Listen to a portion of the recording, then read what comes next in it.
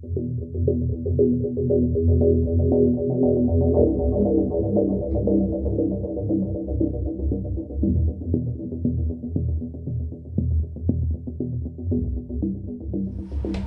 today's cup of coffee, you may hear a slight roar-like thing in the background because, youngest kid is freezing, so we've got the space heater going.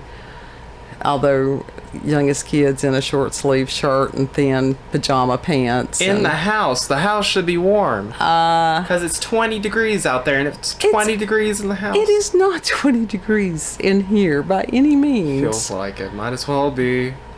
You need to put on socks, a hoodie. You could put on sweatpants. All kinds of things. Yes. I have pajama pants on. Those are thin as water. They are. Which kind of water? The thin kind. So. I think that's based on I think that's based on interpretation. Oh, Lord. Anyhow, you may hear me slurping coffee in the background also. Yeah, and I may press a button on the thing, on the heater, to make it oscillate. It'll be alright. And I wondered what happened to the other ones. I had lost half my pages. That would have been bad. Yeah. Where's Kiska?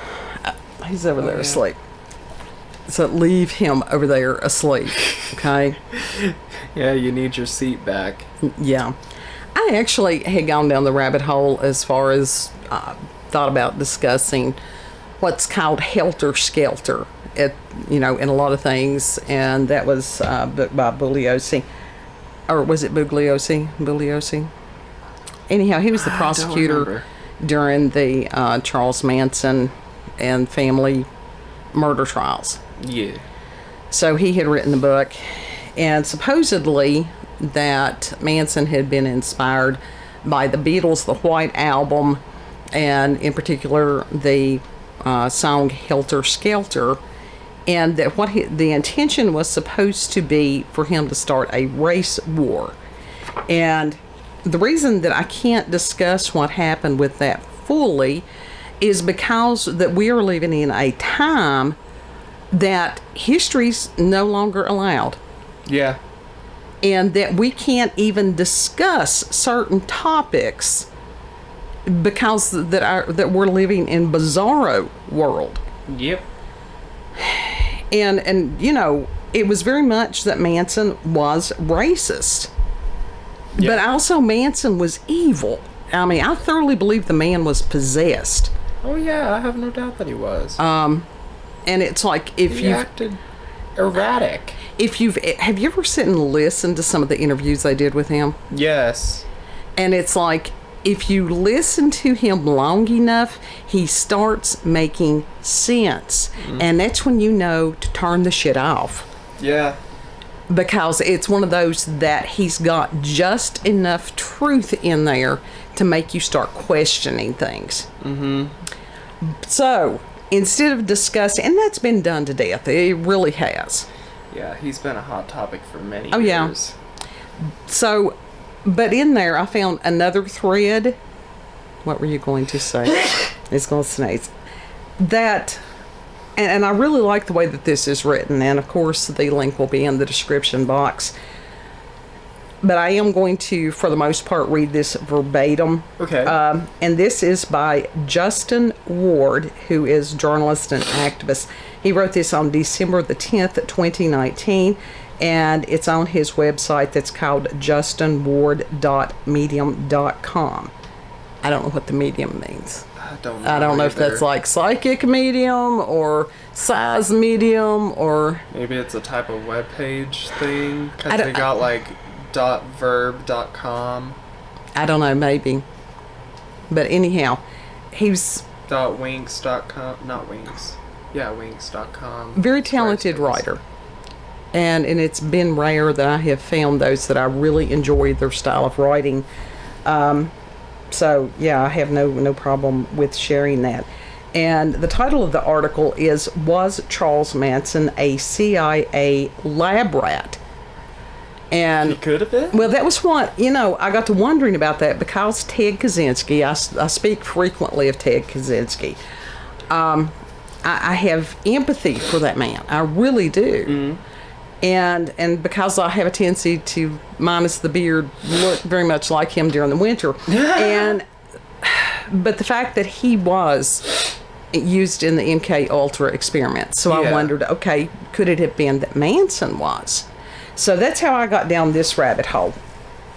And Mr. Ward writes, in 1999, freelance journalist Tom O'Neill accepted what he thought would be a simple assignment. He was tapped to write a story about the Manson family's lasting impact on Hollywood to mark the 30th anniversary of the Tate LaBianca murders. It seemed like easy money since the infamous killings were well-trod territory. His biggest challenge, or so he thought, would be finding something new to report. While he did stumble upon a fresh angle, O'Neill missed his deadline by 20 years. Yeah. The magazine that commissioned the original article went out of business before he finished, but his reporting eventually became the basis for a book released in 2019, titled Chaos, Charles Manson, the CIA, and the Secret History of the 60s. Jesus. That sounds like something I need to add to my collection. Yeah. And 2 decades later, he still has many questions as he does answers. He only knows one thing for certain. The established narrative about the Manson murders is wrong. Really? Yeah. O'Neill's quest to uncover the truth about the Tate LaBianca murders began when he interviewed Vincent Bugliosi. So it was Bugliosi. Okay. The prosecutor who put the family away. And Bugliosi's best-selling true crime thriller, Helter Skelter, provided the canonical account of the killings. He argues in the book that Manson's main motive was to start an apocalyptic race war by framing the Black Panthers. Over the course of 6 hours, Bugliosi told O'Neill very little that he hadn't read in the book or previous interviews, but at the very end, the reporter went for the Hail Mary and asked Bugliosi if there was anything he would say about the case off the record. In that moment, Bugliosi showed O'Neill a single loose thread, and when he pulled it, the entire Helter Skelter narrative started coming undone. The more O'Neill looked at the case, the less the official story made sense. At best, Bugliosi had subordinate perjury and distorted the facts to fit the bed of his own pet theory. At worst, he had covered up for a conspiracy so dark and far-fetching that it would put to shame the wildest delusions of tin-foil hat-wearing crackpots. Oh my God. Do we fall into that category? I mean, I don't know if we're You could get me necessarily- a Hershey Kisses hat for Christmas. You know, it'll be like a scary movie. I'll unwrap it for you Absolutely. and take a bite out That of it. sounds wonderful. And there was one question that particularly nagged O'Neill. Why was Manson not in prison at the time of the murders? A federal parolee and chronic recidivist with a long history of violent antisocial behavior, Manson had been arrested for multiple felonies, including statutory rape and grand theft auto, but he was never charged or had his parole violated. Right. These were things that I didn't know. Did you know this? No. Well, it's going to get better. The Spawn Ranch, where the family had been living, was raided on August the 16th, the week after the Tate LaBianca murders. A cache of semi-automatic weapons was recovered along with stolen cars and credit cards. They were released again without charge. According to Helter Skelter, it was a simple clerical error. The warrant had supposedly been misdated, so the family had to be let go on a technicality. That is not how that shit works at all.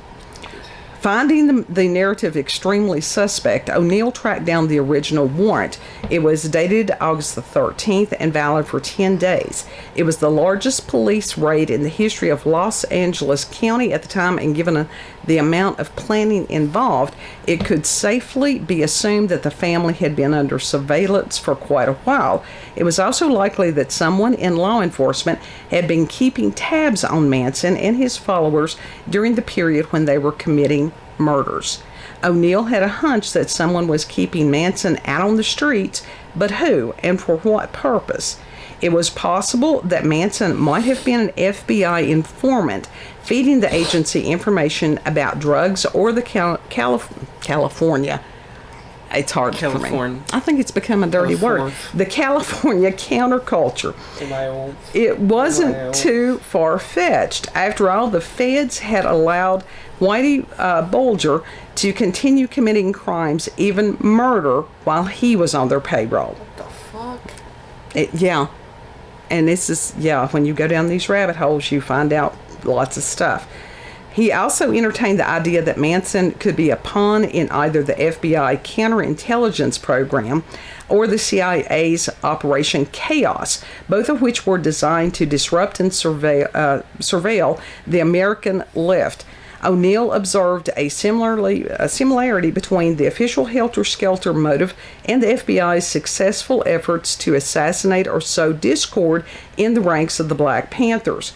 O'Neill was reluctant to publish these theories because of their conspiratorial connotations. If he was going to make a sensational claim, he would need something concrete to back it up. Now, I want to pause here and say that conspiracy theory was a PSYOPs term. It's still a PSYOPs term. Yeah. And a lot of people don't know that. They just throw that around.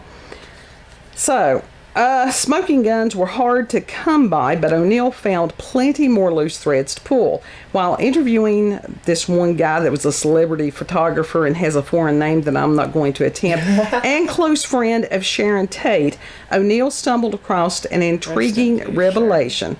Yeah, it was just... the photographer had been informed of the murders 90 minutes before the bodies were found. Wait, what? Yes. He got a call at 7 a.m. on August the 9th, 1969, from an acquaintance named Reeve Whitson, and who the photographer described as a mystery man. O'Neill found this characterization was universal amongst Whitson's close friends and family, including his ex-wife and daughter, all who agreed he was some kind of spy working either for the CIA or some front organization. When O'Neill filed Freedom of Information Act, the FOIA request, the CIA issued a glommer response that it could neither confirm nor deny that Whitson was ever an agent. Just because you put out a FOIA request, that does not mean that they're going to tell you shit. No. O'Neill thought it was possible that Whitson was some kind of con man. After all, if he was a spy, then he must not have been too terribly great at his job if everyone close to him knew about it. However, it also beggars belief that some shadowy figure could con his way into the center of the trial of the century, yet still not wind up anywhere in the official narrative, including Bugliosi's book.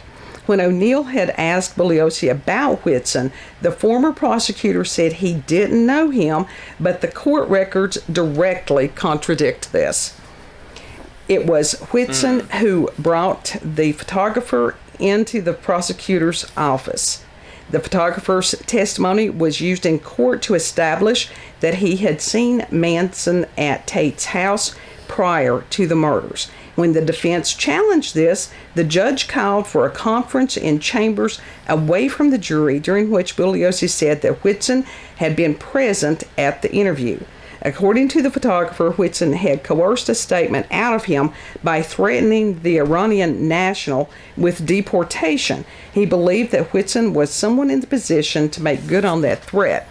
While Whitson was written out of the official version of the story that appears in Helter Skelter, he shows up in a manuscript for an unpublished book about the murders titled 5 Down on CeeLo Drive.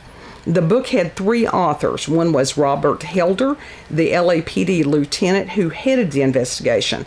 The second was Roger legitimacy, they would do that. An FBI agent who had helped the LAPD in an unofficial capacity, and the third was Colonel Paul Tate, a military counterintelligence officer and Sharon Tate's father.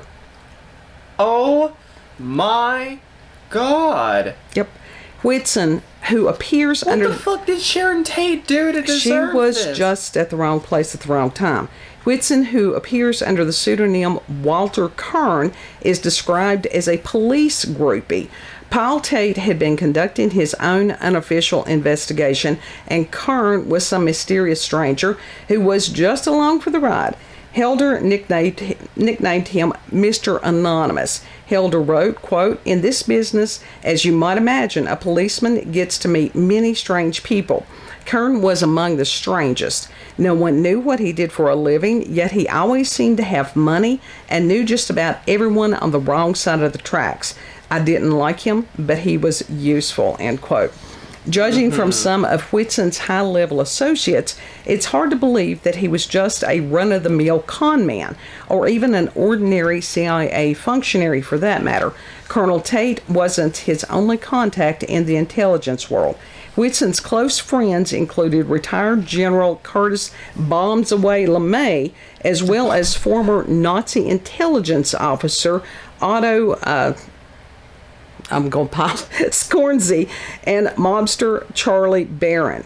He also knew just about everyone connected to the murders, including the filmmaker Roman Polanski, Sharon's then husband, and victim Jay Sebring. Whitson was acquainted with the Beach Boys drummer Dennis Wilson, who famously partied with the family for a time, as well as Manson himself. As his close friend and confidant Neil Cummings told O'Neill that Whitson believed he could have stopped the murders and that he had Manson under surveillance at the time, which explains how he was able to phone the photographer with the news before the bodies were even found. Ah, fuck. Right. So that's, if you don't stop somebody from doing something, that means it looks like that would make you an accomplice. Right. Accounts from Cummings and other sources, as well as the circumstantial evidence, suggest Whitson may have gone to the crime scene together with Manson himself to stage things before police arrived. The placement of the bodies was inconsistent with the killer's testimony, and there were signs that the bodies had been dragged around, O'Neill claimed. The possibility that a CIA spook was involved in the Manson murders was tantalizing, but it didn't amount to a coherent narrative that could completely supplant the Helter Skelter movie, or so O'Neill kept digging. To find out why Manson's parole was never revoked despite multiple arrests, O'Neill focused his attention on Roger Smith, a grad student who briefly worked as Manson's parole officer while he was finishing his criminology doctorate. Manson had been paroled in Los Angeles, but he moved to the San Francisco Bay Area without notifying the parole board, which was a violation. That's a huge violation. Yes. Though the evidence is spotty, O'Neill believes he may have been sent there. Smith was part of two federally funded studies. The San Francisco Project, which was a study on parole best practices, and the Amphetamine Research Project, ARP, a study of the effects of speed on violent behavior in street gangs. Both of these projects were funded through, wait for it, the National Institute for Mental Health, which had been used as a front for CIA money during MK Ultra psychedelic experiments. That blew my mind. That's so mind-blowing. Well, considering that, I have a degree in psychology here, and I'm like, what kind of shit did they teach me, really? Yeah. Okay, though Smith started with an average caseload, by the end of his short career as a parole officer, Manson was his only client, and the two had an unusually close relationship. During the Summer of Love in 1967, when Manson was transforming from a petty criminal into a murderous Svengali, Smith was instrumental in keeping him and the other members of the family out of jail. His ass should have been thrown in jail just like the rest of them. Well, Manson was fond of reading Robert Heinlein's sci-fi classic Stranger in a Strange Land. Its plot is about a Martian who starts a sex cult, prefigured the family in many ways. Manson gave Smith the nickname Jubal after a character in the book who acts as the main character's protector. Smith was the legal guardian to one of Manson's literal children and a get-out-of-jail-free card to his figurative ones. When some of Manson's girls who were on probation got arrested, Smith spoke on their behalf and convinced a judge to release them. That's not right. Well, among them was Susan Atkins, who would later be the one to write Pig on the wall in Sharon Tate's Blood. Later, Smith would describe her as a hard woman. But at the time, he told the judge that he was confident that she would comply willingly with any probationary conditions aimed at her rehabilitation. Bullshit. Smith also unsuccessfully attempted to get Manson permission to travel to Mexico. He had coincidentally been studying drug trafficking in Mexico. Most of Smith's records from that time are locked behind what O'Neill has referred to as a veil of secrecy. A defense subpoena for Manson's federal parole file was blocked by the U.S. Attorney General during the sentencing phase of the trial, which was highly unorthodox in a death penalty case. Oh, yeah, it's broad and deep on this. Through several FOIA appeals, O'Neill was able to get only 69 pages of a file that was said to be 4 inches thick. From what he was able to obtain, it was clear that Smith had afforded Manson virtual immunity from prosecution during the crucial period when he was building his following. In his thesis, written as part of his ARP study, Smith wrote about the importance of shielding test subjects from prosecution. Smith also encouraged Manson to move to Haight-Ashbury, thinking about its laid-back hippie vibe and that it would mellow him out. But Manson's move coincided with a dark shift in the environment of the famous San Francisco borough. Mm-hmm. As it so happens, Smith's speed research project was being run out of Haight-Ashbury Free Medical Clinic. The clinic was founded by David Smith, no relation, a medical doctor and researcher. Manson and his flock would show up regularly to avail themselves of the clinic's services. And it says STIs were a chronic issue for the free love cult. I don't know. Shit. It must be like, is it sexually transmitted infection instead of sexually transmitted disease? Yes. Okay.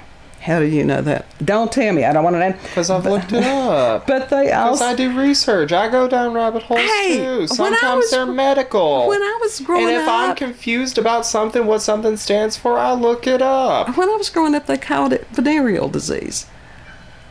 So they obviously has changed. Well, that's a different thing. That's bugs. You got the... Again, with the mommy, why does it hurt when I pee? You got the butt flu. But they also turned up to visit Roger even after he stopped being Manson's parole officer. That's called conflict of interest. Yes. You don't. According to 2 former doctors, the clinic was burglarized and only the files for Roger's ARP study were stolen. How convenient. One of the reasons that the clinic could offer its services for free, its operators were doing federally funded research. Like Roger, David had funding from federal agencies, including hefty grants from the National Institute of Mental Health. Wow. To study the effects of illegal drugs. David's research involved pumping lab rats full of speed as well as psychedelic drugs like LSD and mescaline, and included inducing aggressive states in them. But the most famous of the researchers working out of this clinic was Louis Jolin West, a psychologist who was a contractor in the CIA's MK Ultra mind control experiments. West was a Forrest Gump-like figure who popped up in the background of some major events in the 60s and 70s. He examined Lee Harvey Oswald's assassin Jack Ruby, who mysteriously developed psychotic delusions immediately following West's visit. West was brought in to cure Patty Hearst's Stockholm Syndrome.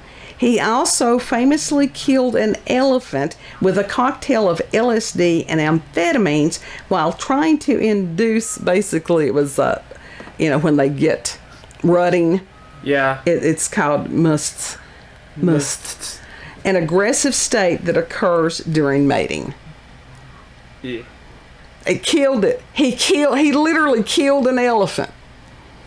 So, but West first rose to prominence as a psychological expert called in to deprogram some Korean War POWs who had supposedly been brainwashed into claiming that the United States had committed war crimes. The concept of brainwashing had been popularized a few years prior by Edward Hunter, a journalist later revealed to be an intelligence agent. And the case of the Korean POWs was cited as a successful example. Talk a moment while I get a sip of coffee. I mean, that's just fucked up. That really is. Mm-hmm. Like, how did they not get busted along with the rest of them? Like, seriously. And there was. It's the government. It's the government. But like, they never ever. No. Mm-mm. It just shows how long this has been going on. I got silicone. Coffee slurp time. I got silicone in my nails. Let's see. Because of caulking. Well, you'd be all right. During the drawing on Orientalist stereotypes, Hunter, he proposed that the Chinese had perfected a mystical, ancient mind control technique. The reality was much more mundane. They had been tortured into making the confession. Yep. Nevertheless, the incident spurred a psychological arms race to find a way to produce Manchurian candidates who could be programmed to carry out missions. The top secret MK Ultra project explored a host of other intelligence applications, including interrogation, couriers with messages implanted in their subconscious, and creating false memories. It was the latter task that West was charged with. O'Neill scoured an archive of West's papers maintained by the UCLA Library and discovered that the psychologist reported directly to Sidney Gottlieb, the head of MK Ultra. He also found a research paper funded by the program titled The Psychophysiological Studies of Hypnosis and Suggestibility, in which West wrote, quote, "It has been found to be feasible to make the memory of a definite event in life of an individual and through hypnotic suggestion bring about the subsequent conscious recall to the effect that this event never actually took place, but that a different fictional event actually did occur," end quote. That is horrifying. Yeah. That is some of the what was the Schwarzenegger movie before he went to Mars? Total Recall. Mm-hmm. That is what this shit is like. That's horrifying, truly. Yeah. West references the use of new drugs in combination with hypnosis to deepen the trance state and increase the subject's vulnerability to suggestion. Though it doesn't mention LSD, the drug had only entered into psychiatric use in the United States 6 years before the study, so it was undoubtedly new. As O'Neill notes, a heavily redacted and altered version of this paper was submitted by the CIA during the Senate investigations of MK Ultra that denied the success of West's techniques. Now think of this, folks. You have an organization, you've got several of them in this nation that is not elected, and they apparently do not have to follow any of the laws of this, and including when you can give a redacted something to Congress. I mean, hell, we've been a banana republic for a long time. It's just that now people are, absolutely. Now, another MK Ultra funded project called Mass Conversion used informants to infiltrate street gangs in order to engineer a shift in basic moral, religious, or political matters. 2 years prior to the Tate LaBianca murders, while Manson was under the care of Roger Smith, West warned about the rise of LSD cults, arguing that the drug lowered psychological defenses and appealed to youth's desire for shared forbidden activity in a group setting to provide a sense of belonging. Coffee sip. Y'all, this is your time to take a break, take a breather. We almost done. Get a cup of coffee. We almost done. I did my throat got dry. Pause the video. Take a sip. You don't have to pause. It's like I've always got the coffee right at hand. In a 1965 article titled "The Dangers of Hypnosis," West predicted that crackpots might hypnotize their followers into committing violence. During that time, he had also been working on a book he never published titled Experimental Psychopathology: The Induction of Abnormal States. Among his files, O'Neill found a press clipping dated 1963 about his address to a psychiatric association in Oregon, in which West boasted, "We are at the dawning of a new era." West told the crowd, learning for the first time to produce temporary mental derangement in the laboratory. The article references the use of LSD, sleep deprivation, and hypnosis to produce temporary mental illness effects in normal people.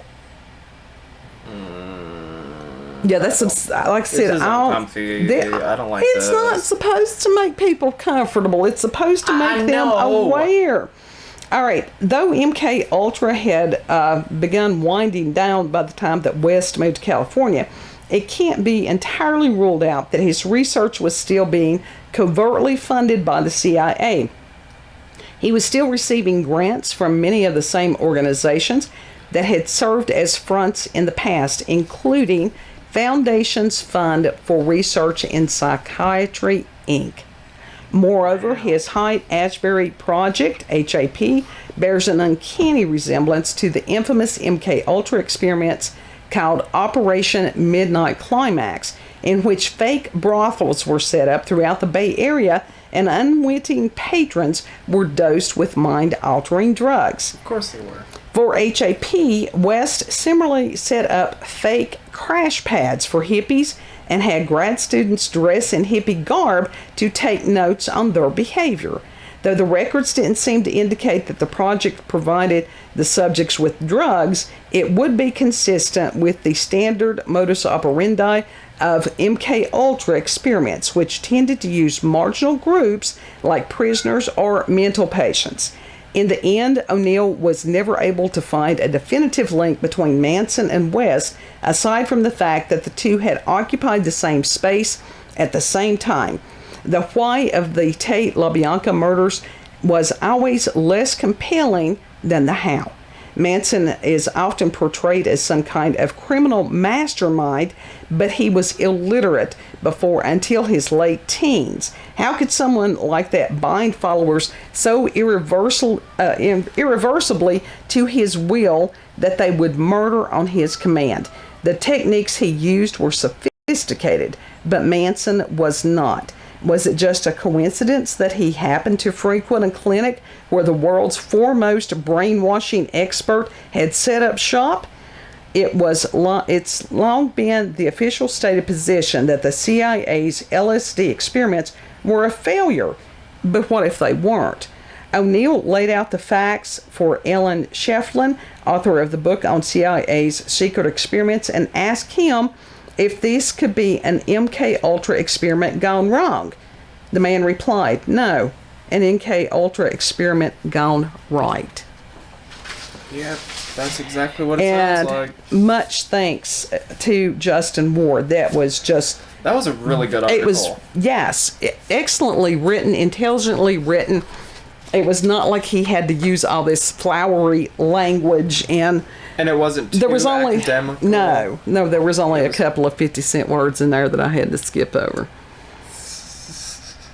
But that's fucked up, and honestly, that makes a lot of sense Sure it does. as to how he managed to do all this stuff. Sure it does. Now, one of And the get things... away with it for the most part. Sure, having to go through and research some of the things that had the official narrative that could have been behind Manson, even as far as and I'll include this article if I still got the tab open, about the song lyrics from the White Album, and that one of them had mentioned, I don't know, eating pigs and different things like that, and was talking about rich people, and that one of the men that was murdered, that to make an allusion to that song, that he had a knife in his throat and a fork in his stomach. And honestly, these people, it's like they were talking about this. Manson was not smart. No, he was crazy, but not smart. Right. And if you listen to him, there is almost like this hypnosis type thing.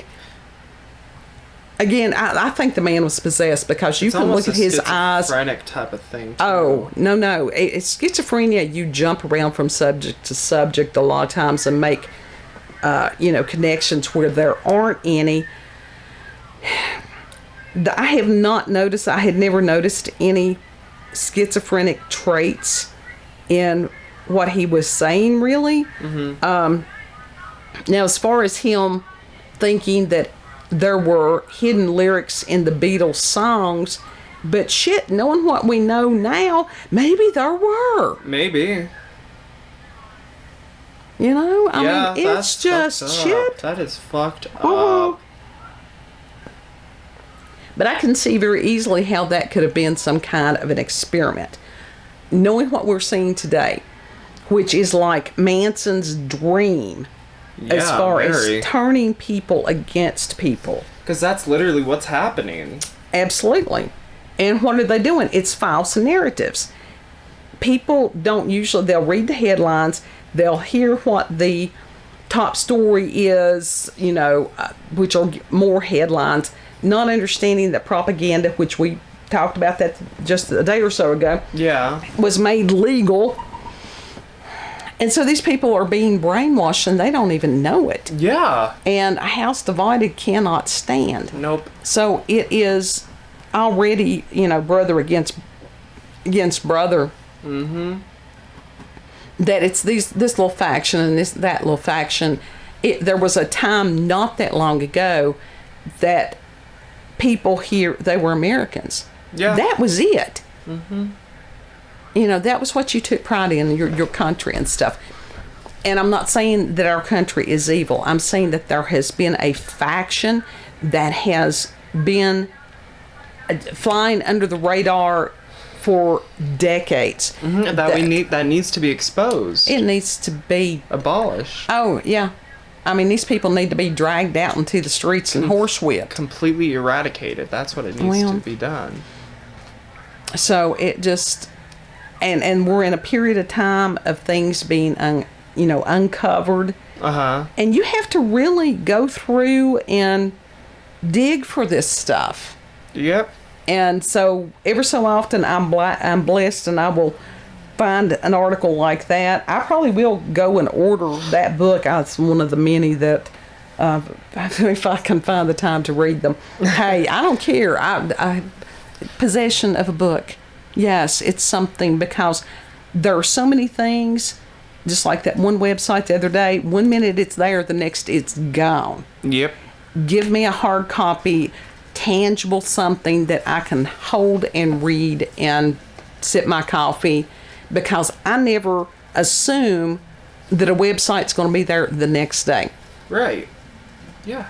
Because there's a lot of stuff that just, all of a sudden it goes down the memory hole.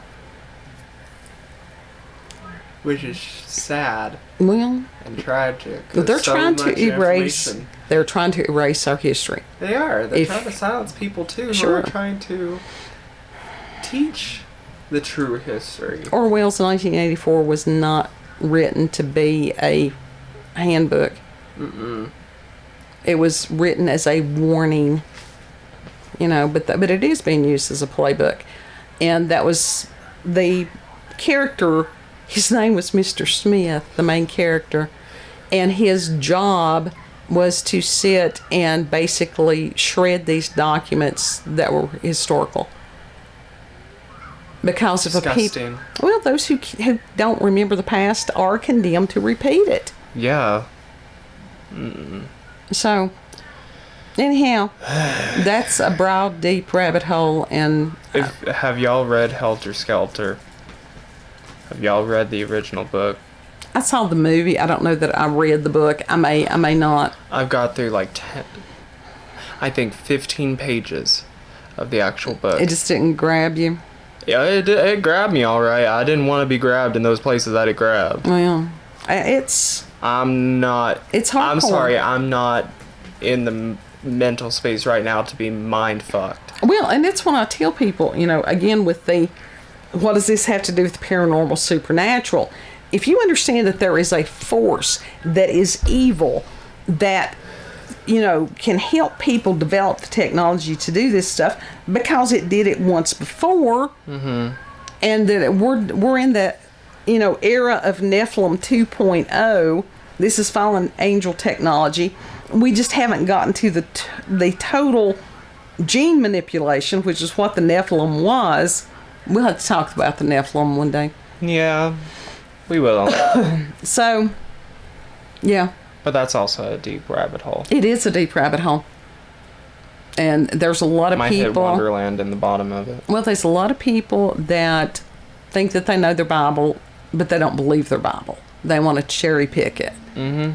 And some of this, they're like, oh, well, that's allegory. No, it's not. No, it's not. So that is how that ties into... Yes, I believe that there is very much a demonic, evil force that has got a hand into all this stuff. Mm-hmm. Yep. Book of Enoch. Yep. So if you've had experiences with paranormal, supernatural, encounters with UFOs, aliens, conspiracies, if you would like to send us tinfoil hats for the holidays, we will wear them.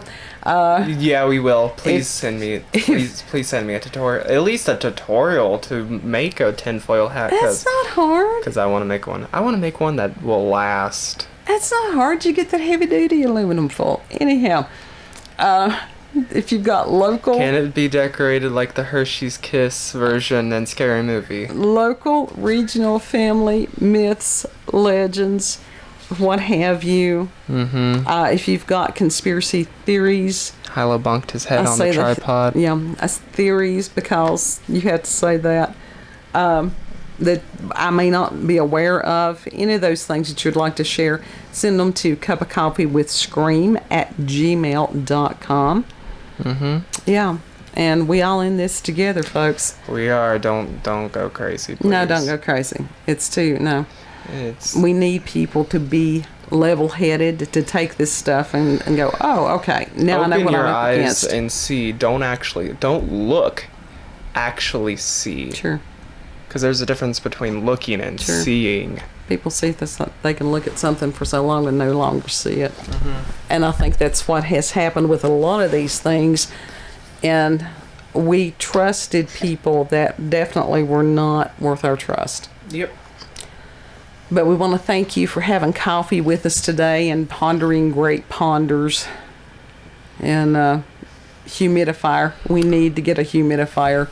Because the air is so dry, it's crazy. It's why I'm having to drink things all the time. Yeah, my nose bled last night too again. Yeah, and it wasn't because I picked my nose. We need a humidifier. I have the facial steamer. It acts as a humidifier. No, you can't run that all night. It literally has a mode that says humidifier. Okay. Anyhow. You want to look at it after this? No. We need to get us a humidifier. So. We'll get one that looks like a teddy bear. It'll be all right. A gummy bear. It'll be all right. Have a beautiful, blessed day. Know that you are loved and that you are appreciated. And we'll see you on the next cup.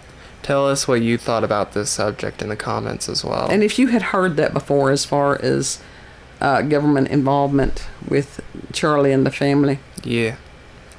Anyways, don't forget to like, comment, share, and most of all, subscribe. Bye.